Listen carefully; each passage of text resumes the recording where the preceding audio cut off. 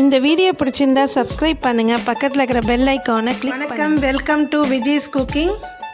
நம்ம இன்றைக்கி பார்க்க போகிறது சப்பாத்திக்கு தொட்டுக்க சைட் டிஷ்ஷு ராஜ்மா மசாலா ரெசிப்பிங்க. இது ஒரு கிரேவி மாதிரி பண்ணலாம்.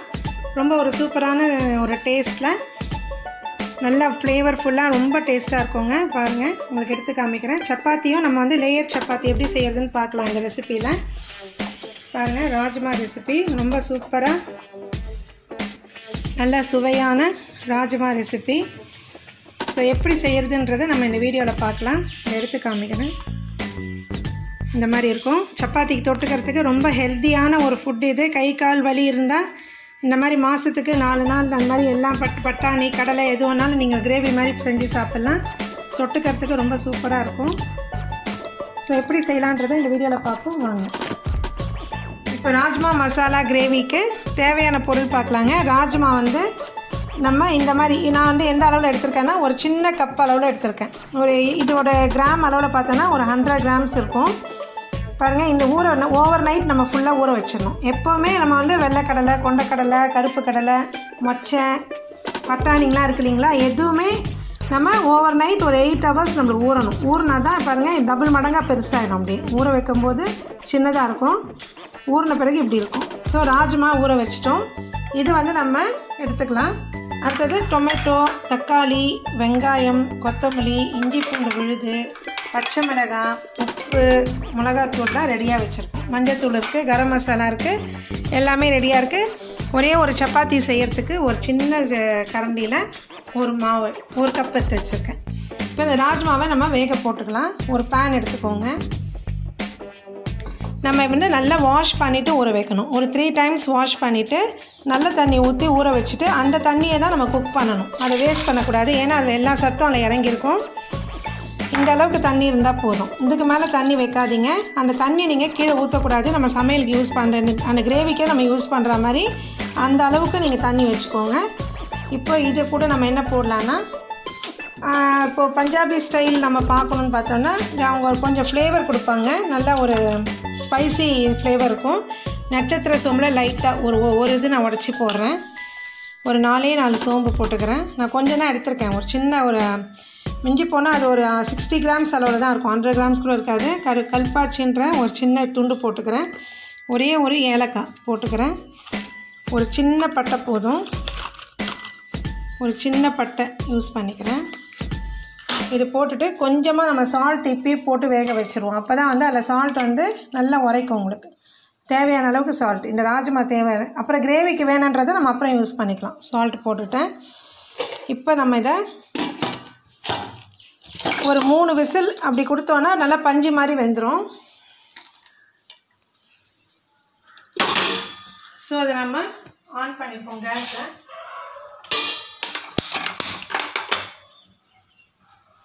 இப்போ அடுத்தது இப்போ நம்ம லேயர் சப்பாத்திக்கு ஜஸ்ட்டு நான் ஒரு சின்ன இது கப்பில் 1 கப் அளவு எடுத்துருக்காங்க. இதில் ஒரு சப்பாத்தி தான் வரும். இல்லை லேயர் சப்பாத்தி பண்ணலாம். ஏன்னா அது தொட்டுக்கிறதுக்காக நம்ம ஜஸ்ட்டு உங்களுக்கு காமிக்கிறதுக்காக பண்ணுறேன். இது இதில் கொஞ்சம் சால்ட்டு, ஒரு சப்பாத்திக்கு எவ்வளோ தேவை பாருங்கள், ஒரு 1 பிஞ்ச் அளவுக்கு சால்ட் போட்டுக்கலாம். இந்த சால்ட்டை நல்லா மிக்ஸ் பண்ணிவிடுங்க. இப்போது கொஞ்சம் தண்ணி நல்லா அப்படி தெளித்து விட்டு பார்த்து பேசணும். சப்பாத்திக்கு நீங்கள் கொஞ்சம் தண்ணி கொஞ்சம் நம்ம இதுவாக பிசைஞ்சோன்னா நல்லா தளர்வாக பிசையணும். சப்பாத்திக்கு கெட்டியாக பிசைஞ்சிங்கன்னா ஹார்டாக வரும். கொஞ்சம் தளர்வாக பிசைஞ்சிங்கன்னா உங்களுக்கு வாயில் மெல்லும் போது ரொம்ப சாஃப்டாகவும் இருக்கும். உங்களுக்கு ஏன் ஹோட்டலில் சாஃப்டாக இருக்குது நம்மளுக்கு சாஃப்டாக இல்லைன்றதுக்கு ரீசன் நம்ம கொஞ்சம் தளர்வாக பிசையணும், அவ்வளோதான். ரொம்ப கெட்டியாக பிசையக்கூடாது. நீங்கள் தளர்வாக பிசைஞ்சிட்டிங்கன்னா உங்களுக்கு நீங்கள் ரொம்ப அடிக்கணும், எண்ணெய் நிறைய ஊற்றணுன்ற அவசியம்லாம் இல்லவே இல்லை. நல்லா தளர்வாக பாருங்கள். நான் பிசையும் போது உங்களுக்கு தெரியும். கொஞ்சம் அதிகமானா ரொம்ப கொலன்னு கேட்டால் தட்ட முடியாது நம்மளால். கொஞ்சம் இந்த மாதிரி தளர்வாக இருக்கணும், சாஃப்டாக இருக்குது பாருங்கள். இப்போ நான் காமிக்கிறேன் உங்களுக்கு. இதை ஒரு 10 நிமிஷம் 1/2 ஹவர் ஊற வச்சுருங்க. நீங்கள் ஊற வைக்கிறதுனால தான் சாஃப்ட்னஸ் வரும். பட் நம்ம பிசையிறது தான் மெயின் பாயிண்ட், பிசையிறது தான். இந்த பாருங்கள், கரெக்டாக ஒரு சப்பாத்தி அளவுக்கு நான் எடுத்தேன். இந்த பாருங்கள் எவ்வளோ சாஃப்டாக, இப்போயே எவ்வளோ சாஃப்டாக இருக்குது பாருங்கள். இது ஒரு 1 ஹவர் போதும். 1 ஹவர் ஊறிச்சுன்னா நம்ம இப்போ வந்து சப்பாத்தி தட்டுறதுக்கு ரெடி ஆகிடும். ஓகே, இதை வந்து கவர் பண்ணி வச்சுருவோம். அடுத்தது ஒரு கிரேவி பண்ணணும். அந்த கிரேவிக்கு ஒரு பேன் போட்டுக்கலாம். நம்ம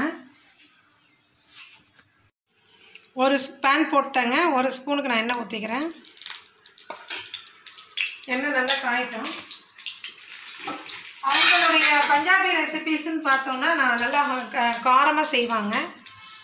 நம்ம வந்து இப்போ வீட்டில் காரம் ஓகேன்னா காரம் போட்டுக்கோங்க. ரொம்ப அதிகமான காரம் நம்ம கொஞ்சம் கம்மியாக போட்டுக்கலாம். எண்ணெய் நல்லா காஞ்சிடுச்சு. இதில் ஒரு 4 சோம்பு, ஏற்கனவே நம்ம அதில் பட்டை போட்டிருக்கோம். ஸோ சின்ன துண்டு பட்டை, ஒரே ஒரு லவங்கம். ஏன்னா நான் வந்து ஒரு 60 கிராம்ஸ் அளவுக்கு தான் எடுத்திருக்கேன், 60 கிராம் தான் எடுத்திருக்கேன். ஒரு சின்ன கல்பம். உங்களுக்கு என்ன மசாலா பிடிக்குதோ போட்டுக்கோங்க. இலை வேணால் கூட நீங்கள் போட்டுக்கலாம், லீஃப் வேணால் லீஃப் போட்டுக்கலாம்.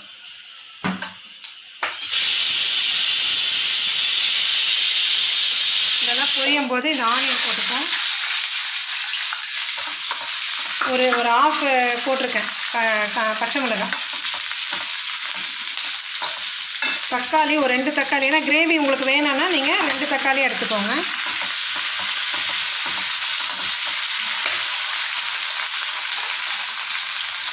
உங்களுக்கு அதிகமான கிரேவி வேணும்னா 2 தக்காளி எடுத்துக்கலாம். இந்த தலை பாகத்தை வந்து கட் பண்ணிடணும் தக்காளியில்.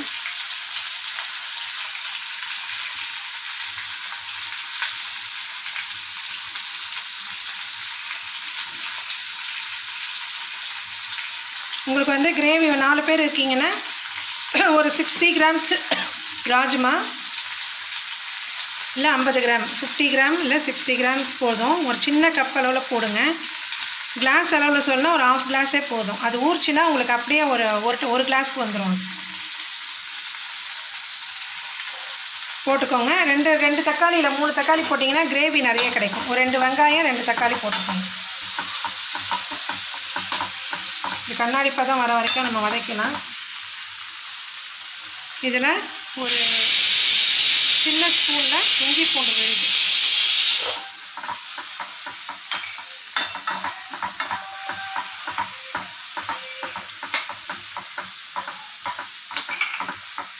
கொஞ்சமாக இப்போ சால்ட்டு சேர்த்துக்கலாம்.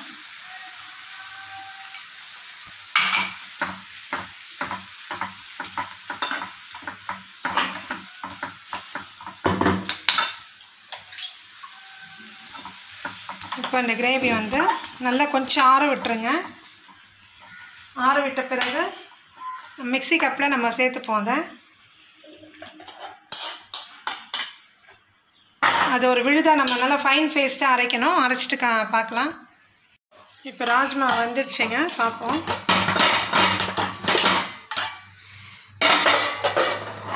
இது அப்படியே ஒரு பவுலில் மாற்றிக்கலாம். நல்லா அந்த நம்ம போட்டோம் இல்லைங்களா, அந்த கரம் மசாலா அதோடய ஃப்ளேவர் வந்து நல்லா வரும். அந்த தண்ணியில் வந்து நல்லா இறங்கியிருக்கும். இந்த டைமில் என்ன பண்ணுவாங்கன்னா, இந்த சுடு தண்ணியிலேயே இந்த க்ரீன் சில்லிஸ் பொடியாக கட் பண்ணியிருக்கேன். நான் சும்மா ஒன்றே தான் கட் பண்ணியிருக்கேன். அவங்க கொஞ்சம் காரமாக சாப்பிடுவாங்க. இப்போ என்ன ஆகுன்னா, அந்த சுடுத்த ஹாட் வாட்டரில் இதோடைய ஃப்ளேவர் எல்லாமே இறங்கும். இது எந்த அளவுக்கு வேகணுன்றதை நான் காமிக்கிறேன். இப்படி கை வச்சிங்கன்னா நல்லா மசியணும், பஞ்சு மாதிரி இருக்கணும், பஞ்சு மாதிரி வேகணும். இன்னொன்று வந்து 3 விசில் கொடுத்துட்டு சிம்மில் ஒரு 5 நிமிஷம் வைங்க கேஸில். நம்முடைய கிரேவி பாருங்கள், கிரேவி அரைச்சிட்டேன். இப்போ இந்த கிரேவி வந்து நல்லா திக்காக வேணும்னா நம்ம என்ன பண்ணோன்னா, நம்ம இந்த வேக வச்சுருக்க ராஜ்மா இருக்கு இல்லைங்களா, இதுலேருந்து ஒரு ஸ்பூன், ஒரு 10 நம்ம எவ்வளோ ஊற வச்சுருக்கோமோ அவளுக்கு ஏற்ற மாதிரி. நான் இது அரைக்கும் போது என்ன ஆகும்னா திக்னஸ் வரும், நல்ல ஒரு திக்னஸ் வரும். சரி, ஓகே. இதை நான் திருப்பி அரைச்சிக்கிறேன். அதுக்குள்ளே ஒரு பேன் போட்டுக்கலாம். அதே பேன் வச்சுருக்கேன், அரைச்சிக்கலாம். இப்போது இதுக்கு தேவையான ஆயில் ஊற்றணும்.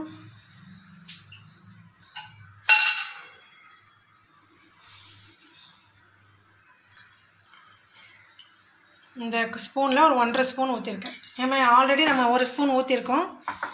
4 பேர் சாப்பிட்றோன்னா 4 ஸ்பூன் ஆயில் நீங்கள் யூஸ் பண்ணலாம். ஒரு 4லேருந்து 5 ஸ்பூன்.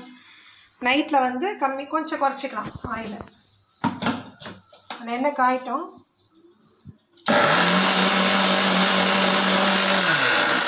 இதை இந்த மாதிரி அரைக்கிறதுனால என்ன ஆகுன்னா உங்களுக்கு ஒரு திக்னஸ் வரும் அந்த இதில் கிரேவியில்.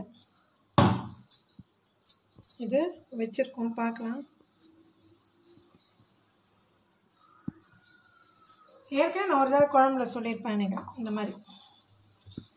இப்போ இந்த எண்ணெய் காஞ்சிடுச்சு. நம்முடைய ரெட் சில்லி பவுடர், உங்கள் இது எந்த ரெட் சில்லி வச்சுருக்கீங்கன்னா கலந்து தனியா மிளகா கலந்து வச்சுருந்தாலும் நீங்கள் யூஸ் பண்ணிக்கோங்க. எண்ணெயிலேயே போட்டுக்கணும். இந்த பஞ்சாபி ஸ்பெஷல்னால் இது தான், எண்ணெயில் போடுறது தான். ரொம்ப கருப்பாயிடும். ஸோ பக்கத்துலேயே இருந்து குக் பண்ணணும். நம்ம பிளாக்காக மாறிடும் மிளகா. நான் ஏற்கனவே உங்களுக்கு சொல்லிடுறேன் ஃபஸ்ட்டு கிரேவியில் இது சப்பாத்தி தொட்டுக்கிறதுக்காக தான் செய்கிறோம். நான் அந்த வீடியோவில் லாஸ்ட் வீடியோவில் நான் சொல்லியிருப்பேன் உங்களுக்கு. இப்போ இது பாருங்கள், இதில் போட்டிருக்கோமா. இப்போ இந்த கிரேவியில் போட்டுக்கோம். இந்த மிக்ஸி கப்பில் நல்லா வாஷ் பண்ணிவிட்டு இதில் போட்டேன். தண்ணி ஊற்றி அலசி அலம்பி இதிலே போட்டுக்கோம்.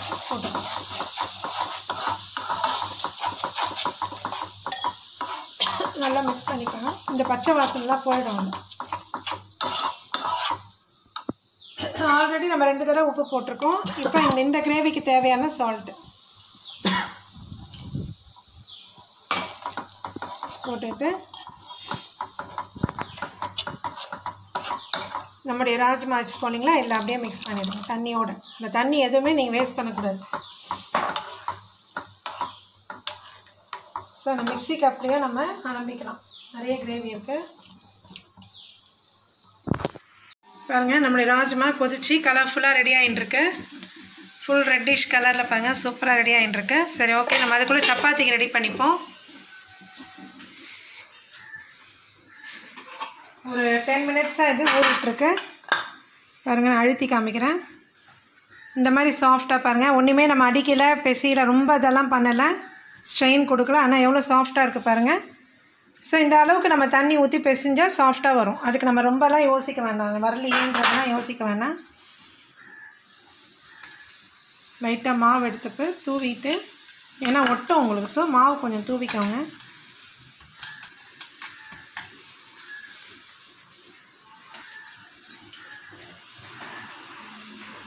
ஜஸ்ட்டு இது வந்து உள்ளுக்காக ஏன் பண்ணுறோன்னா விரிசல் இல்லாமல் இருக்கிறதுக்காக தான் இப்படி பண்ணுறது.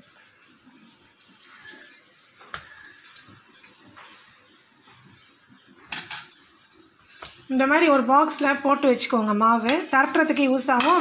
முடிஞ்ச உடனே நீங்கள் மூடி ஷெல்ஃபில் வச்சிடலாம். அதுக்கு தான் இந்த மாதிரி பாக்ஸில் போட்டு வச்சுக்கிறோம்.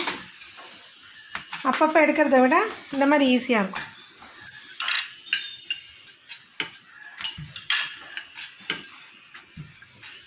நம்ம இப்போ லேயர் சப்பாத்தி தான் செய்ய போகிறோம். நான் சப்பாத்தி தரட்டிகிட்ருக்கேன். நீங்கள் அதுக்குள்ளே என்ன பண்ணுங்கள், பக்கத்தில் சப்ஸ்கிரைப்ன்ற ஒரு பட்டன் இருக்கும், அதை அழுத்தி ப்ரெஸ் பண்ணிக்கோங்க. அதுக்கு பக்கத்துலேயே பெல் ஐக்கான் இருக்கும், அதையும் அழுத்திக்கோங்க. நம்ம என்னென்ன வீடியோஸ் போடுறோமோ உங்களுக்கு உடனுக்குடனே வந்துடும்.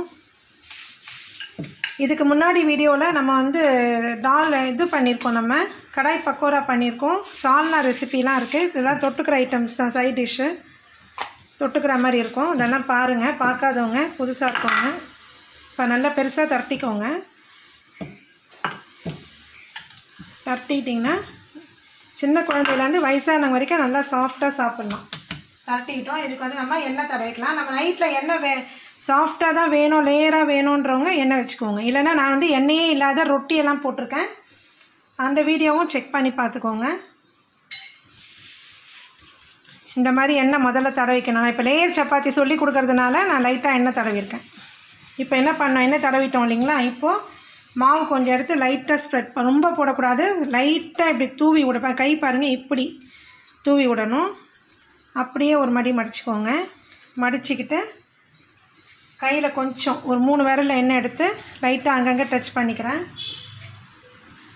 இது லேயர் சப்பாத்திக்காக தான் நான் எண்ணெய் எடுக்கிறேன். இல்லைன்னா நான் எண்ணெயே இல்லாத ரொட்டி தான் நைட்டில் சுடுறது. திருப்பியும் அகைன் மாவு தூவிக்கணும். நம்ம எண்ணெய் தடவின பிறகு மாவு தூவணும். திருப்பியும் ஒரு மடி மடிச்சுக்கோங்க.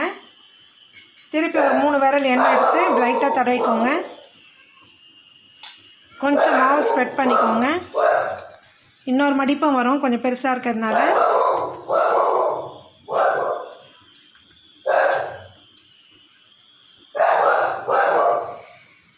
பாருங்கள், இந்த மாதிரி வரும். உங்களுக்கு முக்கோணமாக வேணாலும் முக்கோணமாக திரட்டிக்கோங்க. ரொம்ப அழுத்தம் கொடுக்கூடாது. இப்போ நம்ம திரட்டும் போது ரொம்ப அழுத்தம் கொடுத்திங்கன்னா லேயர் வந்து மறைஞ்சிரும். ஸோ இல்லை கொஞ்சம் வந்து அழுத்தம் இல்லாமல் லைட்டாக வந்து உருட்டணும் நம்ம கட்டையில். இந்த ரோலர் ஸ்கிப் இது வச்சு லைட்டாக இது பண்ணுங்க. நான் வந்து உங்களுக்கு பஞ்சாபி ஸ்டைலுனால ஸ்கொயராக காமிச்சிருக்கேன். ஆல்ரெடி நம்ம வந்து எண்ணெய் இல்லாத ரொட்டிலாம் போட்டிருக்கோம். இது ஹை கார்டில் கொடுக்குறோம், செக் பண்ணிக்கோங்க. இவ்வளோ திக்னஸ் இருக்கணும். ஸோ நம்ம இதை சுட்டு எடுத்துக்கலாம். ரெடி ஆயிடுச்சு. உங்களுக்கு வேணும்னா நீங்கள் முக்கோண ஷேப்பாகவும் தரட்டிக்கலாம், ரவுண்டு ஷேப் வேணாலும் ரவுண்ட் தரட்டிக்கலாம். போட்டு இப்போ நம்ம செவந்தோடனே திருப்பி இப்போ வந்து எண்ணெய்லாம் ஊற்றக்கூடாது, செவுக்கணும். முதல்ல வந்து அந்த சைஸ் செவுக்கணும். இது வந்து ரொம்ப ஆரம்பத்தில் செய்கிறீங்கன்னா புதுசாக செய்கிறவங்க எப்போவுமே வந்து கற்றுக்கோங்க. சப்பாத்தி போட்ட உடனேயே தனி எண்ணெய் ஊற்றக்கூடாது. மேலே வந்து பபுள்ஸ் மாதிரி எழும்பி வரணும்.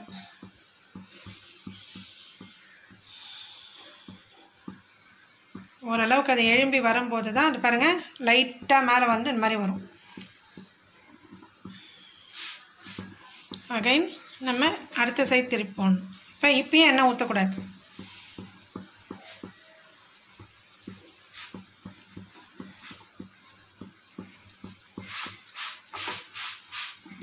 புதுசாக இருக்கவங்க கை வைக்காதீங்க, லைட்டாக கரண்டி வச்சு திருப்பிக்கோங்க.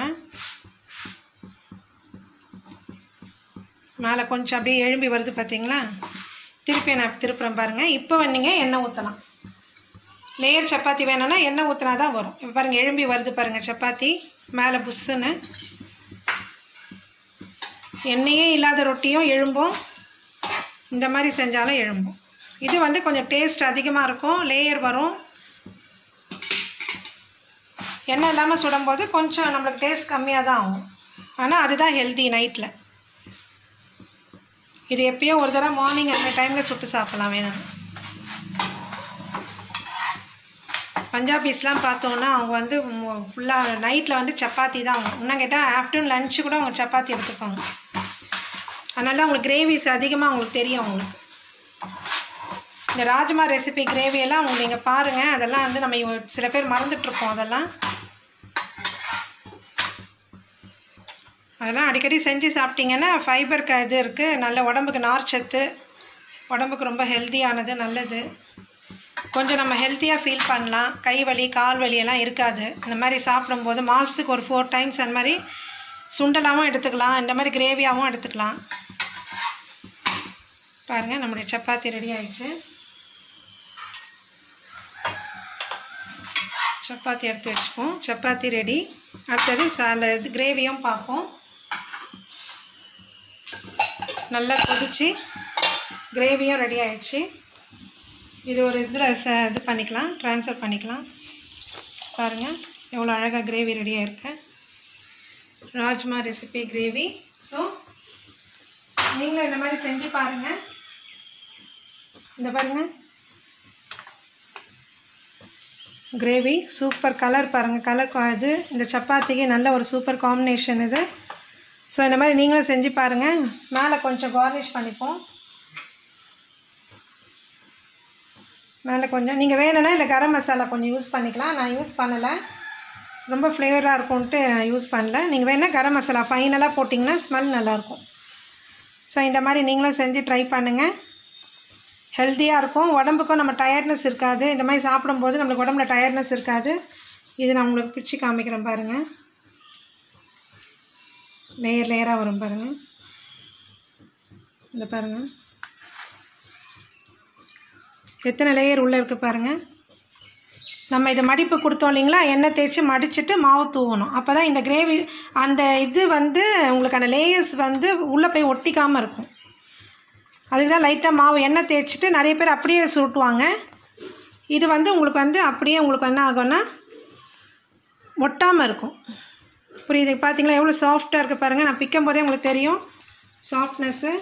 இந்த பாருங்கள் எவ்வளோ சாஃப்டாக இருக்குது. ரொம்ப ஈஸி. கொஞ்சம் தண்ணி கொஞ்சம் ஒரு 3 ட்ராப் அதிகமாக ஊற்றணும், அவ்வளோதான். நம்ம எடுத்துக்கிற மாவுக்கு ஏற்ற மாதிரி தண்ணி கொஞ்சம் அதிகமாக யூஸ் பண்ணணும். அவ்வளோதான். இந்த பாருங்கள் பிரித்து காமிக்கிறேன் எத்தனை லேயர் வருது பாருங்கள். ஸோ நீங்களும் இந்த மாதிரி ட்ரை பண்ணுங்கள். இந்த வீடியோ பிடிச்சிருந்தா புதுசாக பார்க்குறவங்க சப்ஸ்கிரைப் பண்ணுங்கள், லைக் பண்ணுங்கள், ஷேர் பண்ணுங்கள். ஓகே, தேங்க்ஸ் ஃபார் வாட்சிங்.